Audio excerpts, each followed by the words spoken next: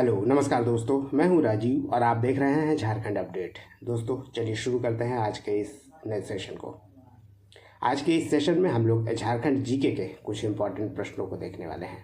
आपको बता दें कि ये जो सेशन है ये आप सबों के लिए इम्पॉर्टेंट है जो भी वीडियो देख रहे हैं। अगर आप जेपीएससी की तैयारी कर रहे हैं, जेएसएससी की तैयारी कर रहे हैं, इसके अलावा दूसरा कोई भी एग्ज़ामिनेशन जो झारखंड सरकार द्वारा आयोजित किया जाता है, उन सभी के लिए ये झारखंड जीके इम्पॉर्टेंट है।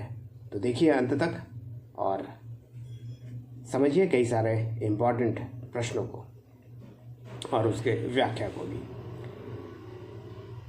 पहला प्रश्न है दोस्तों, निम्नलिखित में से कौन सा राज्य झारखंड का पड़ोसी राज्य नहीं है? उड़ीसा, बिहार, मध्य प्रदेश या छत्तीसगढ़? आपको बता दें कि इसका सही उत्तर मध्य प्रदेश है। मध्य प्रदेश एक ऐसा राज्य है जिसका बाउंड्री झारखंड के साथ टच नहीं करता है। इसके अलावा 5 ऐसे राज्य हैं जिसका बाउंड्री झारखंड के साथ टच करता है। अगर हम लोग उत्तर की बात करें यानी नॉर्थ की, तो बिहार है जिसका बाउंड्री टच करता है और सबसे लंबा बाउंड्री बिहार का ही झारखंड से टच करता है। वहीं अगर दक्षिण की बात कर लें यानी साउथ की, तो साउथ में उड़ीसा है और ईस्ट में बात कर लें तो ईस्ट में वेस्ट बंगाल है और वहीं वेस्ट में बात कर ले तो वेस्ट में 2 स्टेट है जो झारखंड की बाउंड्री को टच करता है। एक है छत्तीसगढ़ और दूसरा है यूपी। और आपको बता दें कि छत्तीसगढ़ और यूपी से जो बाउंड्री टच करता है वहाँ पे एक ज़िला है जिसका नाम है गढ़वा। गढ़वा ये ऐसा ज़िला है जिससे 3 राज्य की बाउंड्री टच करती है। एक बिहार, दूसरा उत्तर प्रदेश और तीसरा छत्तीसगढ़। तो इसको भी आप ध्यान में रख सकते हैं।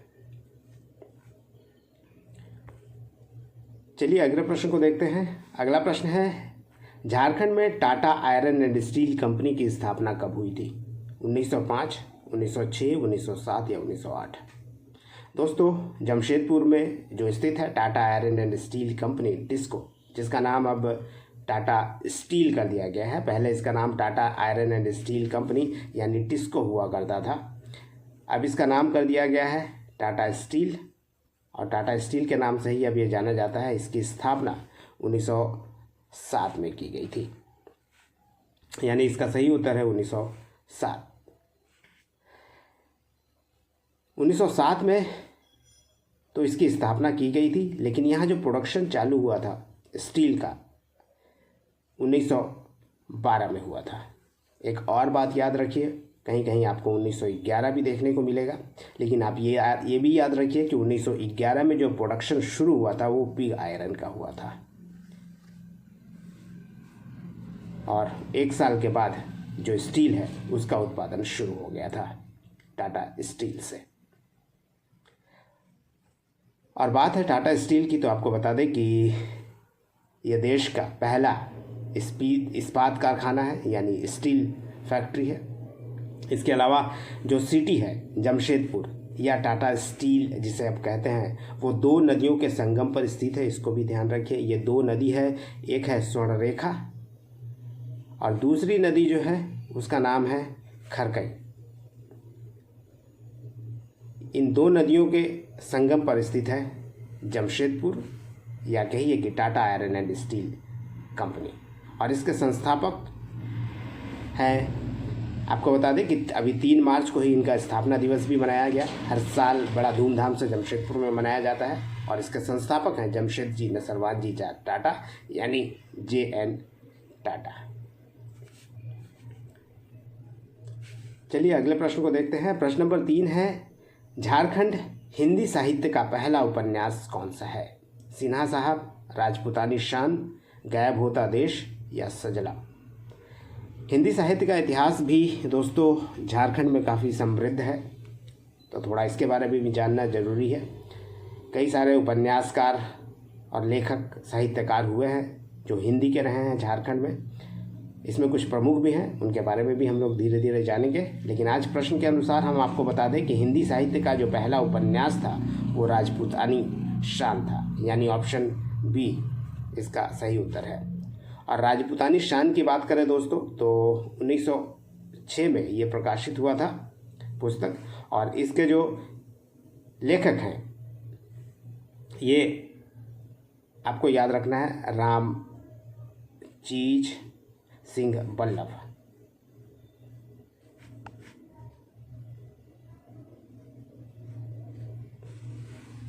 रामचीज सिंह बल्लभ की ये उपन्यास है जो 1906 में प्रकाशित हुई थी। इसके अलावा जो 3 ऑप्शन और आप देख रहे हैं, सिन्हा साहब और गायब होता देश और सजला, ये भी काफ़ी इम्पॉर्टेंट बुक्स है। अगर सिन्हा साहब की बात करें तो झारखंड में अगर कहानी की बात करें तो दूसरे पीढ़ी के कहानीकार माने जाते हैं। सिन्हा साहब के जो राइटर हैं राधा कृष्ण, और इनकी ही एक कहानी है जिसका नाम है सिन्हा साहब। ये भी एग्जामिनेशन में पूछता है, ये भी याद रखिएगा। जो सिन्हा साहब है ये 1929 में प्रकाशित हुआ था। इसके अलावा सजला भी जो है ये राधा कृष्ण की लिखी हुई एक पुस्तक है। इसके अलावा गायब होता देश की बात करें तो गायब होता देश के जो लेखक हैं ये हैं रणेंद्र, जो कुछ दिनों पहले तक ट्राइबल रिसर्च इंस्टीट्यूट जो मोरहाबादी में है उसके डायरेक्टर थे। उन्हीं के द्वारा लिखा गया काफ़ी फेमस बुक है गायब होता देश। नेक्स्ट प्रश्न है, झारखंड पार्टी का विलय किस वर्ष कांग्रेस में कर दिया गया? 1963, 1973, 1983 या 1993? आपको बता दें कि इसका सही उत्तर है ऑप्शन ए, 1963 में झारखंड पार्टी का विलय इंडियन नेशनल कांग्रेस में कर दिया गया था, यानी ऑप्शन ए इसका सही उत्तर है। झारखंड पार्टी दोस्तों आपको बता दें जिसका गठन किया गया था 1950 में जयपाल सिंह मुंडा के द्वारा इसका गठन किया गया था। बाद में 1963 में इसका विलय कर दिया गया था कांग्रेस में।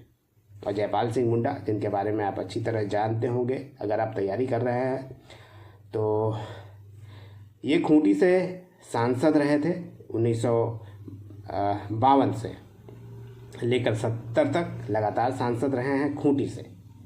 इसके अलावा आदिवासी महासभा के अध्यक्ष भी रहे हैं ये 1939 में। झारखंड आंदोलन से तो जुड़े ही रहे हैं, झारखंड अलग आंदोलन के नेतृत्वकर्ता भी रहे हैं ये। इसके अलावा हॉकी में भी महारत हासिल थी इन्हें। 1928 में जो ओलंपिक हुआ था उसमें हॉकी में झारखंड को गोल्ड मेडल दिलाने वाले ये पहले व्यक्ति थे जिनके नेतृत्व में भारत, झारखंड नहीं भारत को गोल्ड दिलाने वाले पहले व्यक्ति थे। इसके अलावा ये भी याद रखिए पहले ये आदिवासी थे जिन्होंने ICS की परीक्षा पास की थी इंडियन सिविल सर्विस के, और इंडियन सिविल सर्विस परीक्षा को छोड़ के उन्होंने हॉकी को चुनना ज़्यादा पसंद किया था। पत्रकार भी थे, संविधान सभा में भी ये सदस्य थे। चलिए अब अगले प्रश्न को देखते हैं। प्रश्न नंबर 5 है, जमशेदपुर लेबर एसोसिएशन की स्थापना किसने की थी या किसके द्वारा की गई थी? महात्मा गांधी, सुभाष चंद्र बोस, SN हल्दर या माइकल जॉन? दोस्तों जमशेदपुर लेबर एसोसिएशन ये एक पुराना नाम है जिसे अब टाटा वर्कर्स यूनियन के नाम से जाना जाता है। इसका स्थापना किया गया था SN हल्दर के द्वारा, यानी ऑप्शन सी सही उत्तर है। जमशेदपुर लेबर एसोसिएशन की स्थापना SN हल्दर के द्वारा किया गया था। आपको बता दें कि जमशेदपुर लेबर एसोसिएशन जो है इसकी स्थापना की गई थी 1920 में। पहले ये जमशेदपुर लेबर एसोसिएशन के नाम से जाना जाता था जब इसकी स्थापना की गई थी। बाद में इसे टाटा वर्कर्स यूनियन के रूप में जाना जाता है। अब भी इसे टाटा वर्कर्स यूनियन के रूप में ही जाना जाता है। और सबसे लंबे समय तक इसके अध्यक्ष रहने वाले का नाम भी याद रखिए, ये भी एग्जामिनेशन के लिए काफ़ी इम्पोर्टेंट है, Michael John.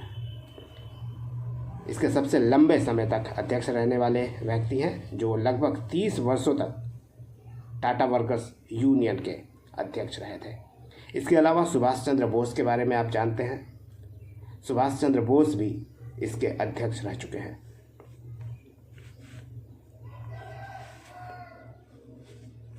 Doctor Ramdayal Munda को किस वर्ष राज्यसभा के लिए नॉमिनेट किया गया था? 2001, 2010, 2012 या 2020? आपको बता दें कि रामदयाल मुंडा जो कि प्रसिद्ध शिक्षाविद रहे हैं, 2010 में उन्हें नॉमिनेट किया गया था राज्यसभा के लिए, और राज्यसभा के लिए झारखंड से नॉमिनेट होने वाले वे पहले व्यक्ति थे। यानी इसका सही उत्तर ऑप्शन बी है, 2010। और एक बात बता दें कि 2010 में ही इन्हें पद्मश्री से भी सम्मानित किया गया था भारत सरकार के द्वारा सांस्कृतिक योगदान के लिए। इसके अलावा संगीत नाटक अकादमी से भी इन्हें सम्मानित किया गया था 2007 में, ये भी ध्यान रखिएगा। इसके अलावा जो रांची यूनिवर्सिटी है, चूँकि ये शिक्षाविद रहे हैं, रांची यूनिवर्सिटी के ये वाइस चांसलर भी रहे हैं। इसके अलावा रांची यूनिवर्सिटी में जब जनजातीय भाषा विभाग का गठन किया गया था तो वो उसके प्रथम अध्यक्ष भी बनाए गए थे। यानी कह सकते हैं कि जनजातीय व भाषा विभाग के प्रथम अध्यक्ष रहे हैं डॉक्टर रामदयाल मुंडा। इसके अलावा आदिवासियों की बात इन्होंने यूनाइटेड नेशन तक में रख चुके हैं। अंतर्राष्ट्रीय स्तर पर इनकी बात सुनी भी जाती थी। झारखंड के किस स्थल पर सबसे अधिक तीर्थयात्री आते हैं? मलूटी, रांची, देवघर या रजरप्पा?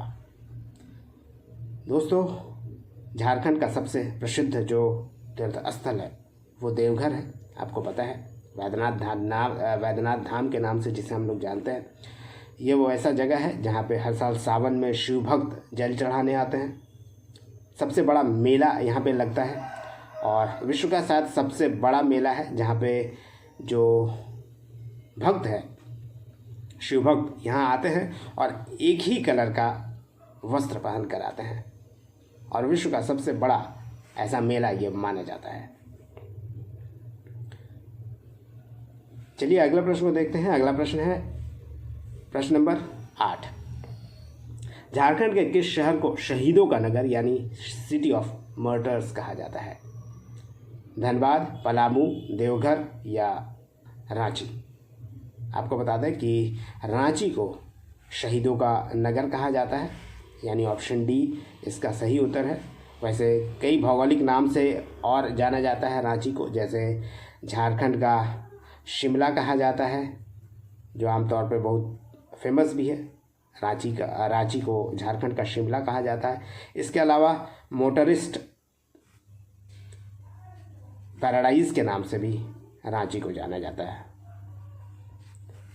तो दो ऐसा उपनाम है जिससे काफ़ी फेमस है, रांची झारखंड का शिमला और मोटरिस्ट पैराडाइज। इसके अलावा शहीदों का नगर तो कहा ही जाता है। चलिए दोस्तों आगे बढ़ते हैं और अब देखते हैं प्रश्न नंबर 9 को। प्रश्न नंबर 9 है, मार्टिलो टावर झारखंड के किस जिले में स्थित है? सिमडेगा, पाकुड़, पलामू या गुमला? आपको बता दें कि ये पाकुड़ में स्थित है, यानी ऑप्शन बी सही उत्तर है इस प्रश्न का। मार्टिलो टावर स्थित है पाकुड़ में। और संथाल जो क्रांति हुई थी, संथाल विद्रोह जो हुआ था, उससे जुड़ा हुआ है मार्टिलो टावर का इतिहास। आपको बता दें कि एक अंग्रेज जो अधिकारी थे मार्टिन, इनके द्वारा अपने लोगों की रक्षा के लिए यह बनाया गया था और इसकी स्थापना या कह सकते हैं निर्माण 1856 में किया गया था, क्योंकि 1855 में जब विद्रोह शुरू हुआ था 30 जून को, तो इससे इतने खौफ खाए हुए थे अंग्रेज कि काफ़ी अपने आप को बचाव के लिए कई सारा प्रयास करते थे। उसी प्रयासों में एक प्रयास ये है कि उन्होंने अपने लोगों की रक्षा के लिए, ताकि वहाँ से ये जो संथाल जो क्रांतिकारी थे उन्हें रोका जा सके, उसके लिए बनाया था। और इस टावर में आपको बता दें 52 ऐसे छेद थे जहाँ से ये गोली चलाया करते थे और हज़ारों लोगों को अपनी तरफ आने से रोक लेते थे, और रातों रात बनाया गया है ऐसा कहा जाता है ये। और आपको पता ही होगा 30 जून को 1855 को संथाल क्रांति शुरू हुई थी, संथाल विद्रोह, जिसे संथाल हूल क्रांति के नाम से जाना जाता है। सिद्धू कानू के नेतृत्व में जो लड़ा गया था विद्रोह।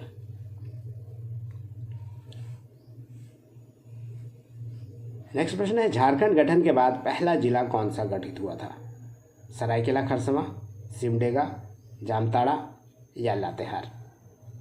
दोस्तों, झारखंड गठन के बाद आपको पता होगा झारखंड जब गठित हुआ था उस समय झारखंड में केवल 18 जिले थे, उसके बाद 6 नया जिला बना, यानी अब कुल 24 जिले हो गए। जो झारखंड गठन के बाद पहला जिला बना था वो लातेहार था, यानी ऑप्शन डी इसका सही उत्तर है। लातेहार के साथ एक और बात बता दें कि लातेहार की जो स्थापना हुई थी वो 2001 में हुई थी, और लातेहार के साथ 3 और ज़िले का भी निर्माण किया गया था। जामताड़ा का भी निर्माण किया गया था 2001 में। इसके अलावा सरायकेला खरसवा का भी निर्माण किया गया था। लातेहार, जामताड़ा, इसके अलावा एक और याद रखिए, सिमडेगा। इन 4 ज़िलों का निर्माण झारखंड गठन के बाद 2001 में किया गया था।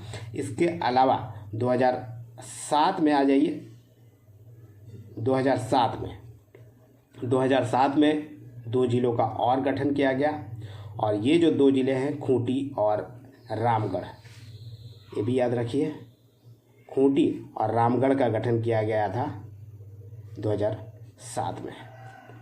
इसके अलावा झारखंड गठन के समय कुछ इम्पॉर्टेंट बातों को याद रखिए जो झारखंड गठन के समय हुआ था।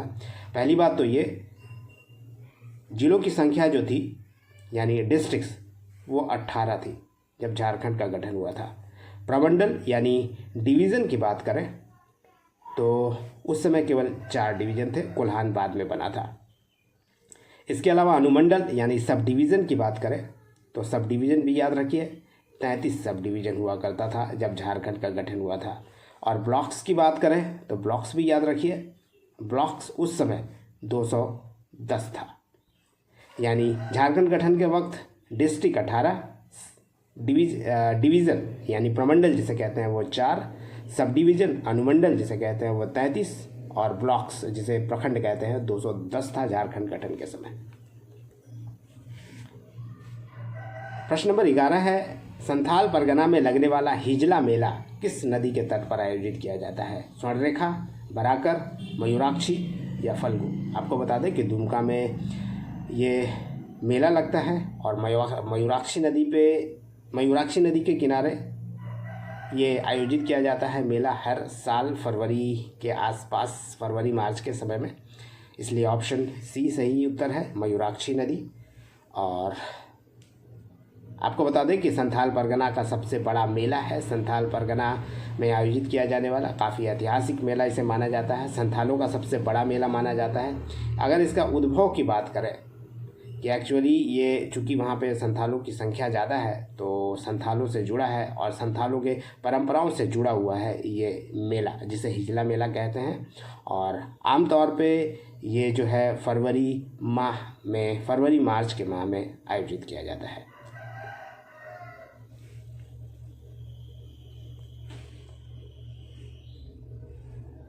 प्रश्न नंबर 12 है, झारखंड में ग्राम रक्षा दल का नेता क्या कहलाता है? रक्षापति, दलपति, सेनापति या ग्राम रक्षकपति? आपको बता दें ग्राम रक्षा दल का जो मुखिया होता है, जो नेता होता है कह सकते हैं, वो दलपति कहलाता है, यानी ऑप्शन बी इसका सही उत्तर है।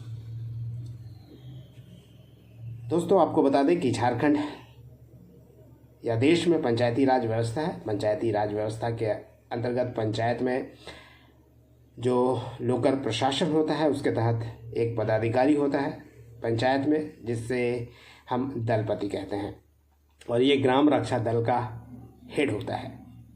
अगर इसकी नियुक्ति की बात करें तो गांव का जो मुखिया होता है वो, और इसके अलावा जो कार्यकारिणी के सदस्य होते हैं गांव में, पंचायत में, उनके द्वारा इसके नियुक्ति की जाती है, यानी उन लोगों के सलाह पर ही इनकी नियुक्ति की जाती है ग्राम रक्षा दल के नेता को, जिसे दलपति कहते हैं। और अगर इसके कार्यों की बात करें तो मुख्य रूप से जो इसका कार्य है गांव का सुरक्षा करना, खासकर कह सकते हैं कि गांव का पुलिस व्यवस्था का काम जो है ये देखते हैं, गांव के पुलिस व्यवस्था का देख रेख करते हैं, या कहिए कि गांव की पुलिस व्यवस्था होती है ये ग्राम रक्षा दल। और इसमें जो लोग शामिल होते हैं वो काफ़ी युवा होते हैं, 18 से 30 वर्ष के जो युवा होते हैं उन्हें इसमें शामिल किया जाता है। और अगर इनके और कामों की बात करें तो पुलिस व्यवस्था तो देखना इनका काम है ही, पुलिस की तरह ये काम करते हैं। और शांति स्थापित करना गांव में, इसके अलावा गांव को रक्षा करना और इसके अलावा गांव के लोगों की सहायता करना संकट काल में, विशेष परिस्थितियों में यह दलपति का काम होता है। प्रश्न नंबर 13 है, JRGB की स्थापना किस वर्ष हुई है? JRGB दोस्तों बता दें जो झारखंड का ग्रामीण बैंक है, जिसे हम लोग झारखंड राज्य ग्रामीण बैंक कहते हैं।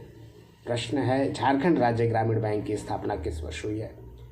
2009, 2012, 2019 या 2021? आपको बता दें कि JRGB, जैसा कि मैंने बताया, JRGB का पूरा फॉर्म जो है झारखंड राज्य ग्रामीण बैंक है और इसकी स्थापना हुई थी 2019 में। 1 अप्रैल के दिन इसे स्थापित किया गया था, यानी ऑप्शन सी इसका सही उत्तर है। और इसके बारे में दोस्तों आपको बता दें कि गवर्नमेंट ऑफ इंडिया, इसके अलावा SBI और झारखंड गवर्नमेंट, ये तीनों का इसमें शेयर है। अगर गवर्नमेंट ऑफ इंडिया की बात करें तो गवर्नमेंट ऑफ इंडिया का जो शेयर है इसमें 50% का है, SBI का शेयर इसमें 35% का है और झारखंड का शेयर इसमें 15% का है। और ये तीनों का कह सकते हैं कि ज्वाइंट सब्सिडरी है ये JRGB बैंक, जिसकी स्थापना 2019 में की गई थी। अगर तिथि याद रखना है तो आप ये भी याद रख सकते हैं कि 1 अप्रैल को इसे स्थापित किया गया था। और जो पहले के बैंक थे, 2 पुराने बैंक, उसको मिलाकर इसे स्थापित किया गया था। एक था वनांचल ग्रामीण बैंक और दूसरा था झारखंड ग्रामीण बैंक। इन दोनों को मर्ज करके ये JRGB की स्थापना की गई थी 2019 में। प्रश्न नंबर 14 है, झारखंड में राष्ट्रीय तिलहन शोध एवं विकास संस्थान कहाँ स्थित है? जमशेदपुर, मेदिनीनगर, रांची या देवघर? दोस्तों झारखंड में कई सारा जो संस्थान है, शोध संस्थान है, उसके बारे में ज़रूर याद रखिएगा। 2-4 तो अभी हम लोग डिस्कस कर लेंगे, आने वाले समय में और भी जो संस्थान है उसके बारे में मैं आपको बताऊंगा। वैसे बता दें कि राष्ट्रीय तिलहन शोध एवं विकास संस्थान जो झारखंड में है वर्तमान में, वो मेदिनीनगर में है। मेदिनीनगर यानी कि पलामू डिस्ट्रिक्ट में है, यहीं पे स्थित है ये राष्ट्रीय तिलहन शोध एवं विकास संस्थान। इसके अलावा कुछ इम्पॉर्टेंट जो है आप याद रख सकते हैं, NML नेशनल मेट्रोलॉजिकल लेबोरेटरी जो जमशेदपुर में स्थित है। इसके अलावा चावल अनुसंधान संस्थान भी है। चावल अनुसंधान संस्थान की बात करें तो ये हजारीबाग में है। इसके अलावा TRI की बात करें तो जिसके बारे में आप अधिकतर लोग जानते होंगे, ट्राइबल रिसर्च इंस्टीट्यूट, ये रांची में है, मोरहाबादी में। इसके अलावा और एक इम्पॉर्टेंट है जो धनबाद में है, केंद्रीय खनन एवं अनुसंधान संस्थान, जो कि धनबाद में है। चलिए अगले प्रश्न को देखते हैं और प्रश्न नंबर आज का 15 है, मदन भेरी किस प्रकार का वाद्य यंत्र है? दोस्तों आपको बता दें कि अलग अलग वाद्य यंत्र जो झारखंड में यूज़ किया जाता है, जो प्रचलन में है, और वाद्य यंत्र ये एक टॉपिक भी है JPSC और JSSC आदि के लिए, जिसे आप वाद्य यंत्र के अंतर्गत पढ़ेंगे।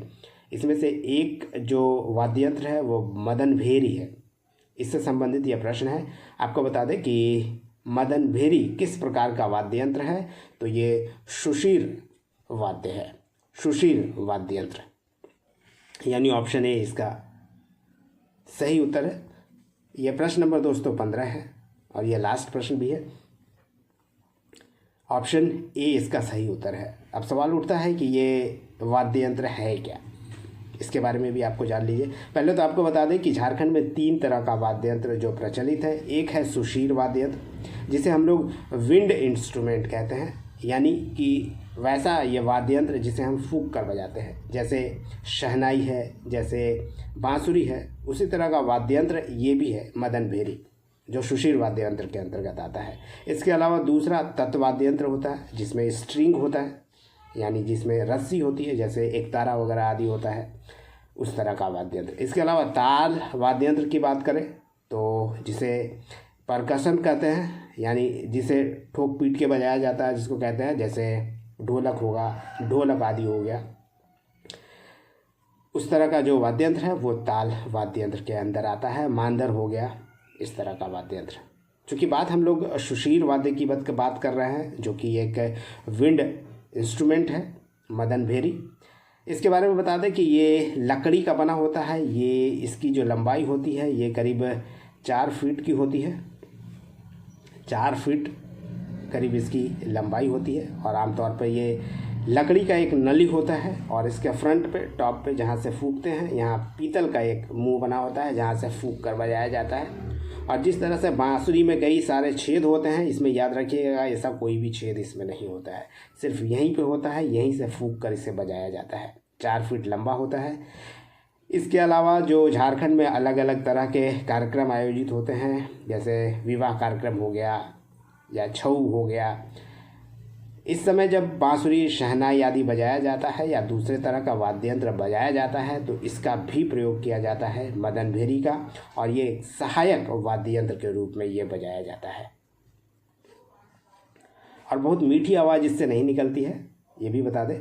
और इसके लिए अगर आपको स्वर नियंत्रण करना है इससे, तो आपको खुद मुंह से हवा का दबाव कम या अधिक करके इसे बजाना होता है, ताकि अलग अलग तरह का वॉइस निकल सके, स्वर निकल सके। स्वर नियंत्रण के लिए आपको खुद प्रयास करना पड़ता है।